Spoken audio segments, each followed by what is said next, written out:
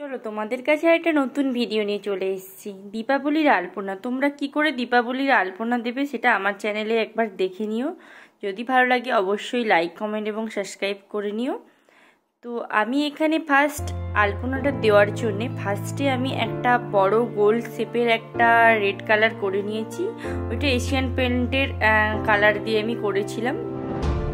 আর যে হোয়াইট কালারটা করেছি ওটাও এশিয়ান পেন্টের অয়েল কালার যেটা হয়। এশিয়ান পেন্টটা এই কারণে ইউজ করেছি, এশিয়ান অয়েল কালারটা, এটা রোদ জল বৃষ্টিতে ধুয়ে যাবে না আপনাদের, যেহেতু আমি বাইরের ওপেন পোর্শনে করছি তো তাই জন্য আমি অয়েল কালারটা ইউজ করেছি। আপনারা চাইলে ফেব্রিক কালারও ইউজ করতে পারেন এবং অয়েল কালারও করতে পারেন।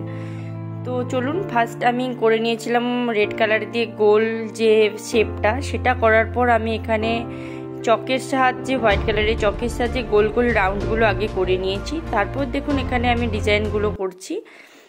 তো ডিজাইনগুলো বেসিক্যালি আমি মানে খুবই সহজে কি করে খুব তাড়াতাড়ি করতে পারবেন তার জন্যেই এই প্রসেসগুলো আমি দেখিয়েছি এখানে। এটা মিনিমাম 1 থেকে 2 ঘন্টার মধ্যে আমার কমপ্লিট হয়ে গেছিলো। আপনারা চাইলে আরও তাড়াতাড়িও করে নিতে পারবেন। তো ওর জন্যে আমি মেনলি এখানে চকের ইউজটা করেছি। চক দিয়ে আগে এঁকে নেবেন, দিয়ে তারপর কালারটা করবেন, দিলে তাড়াতাড়ি হয়ে যাবে আপনাদের।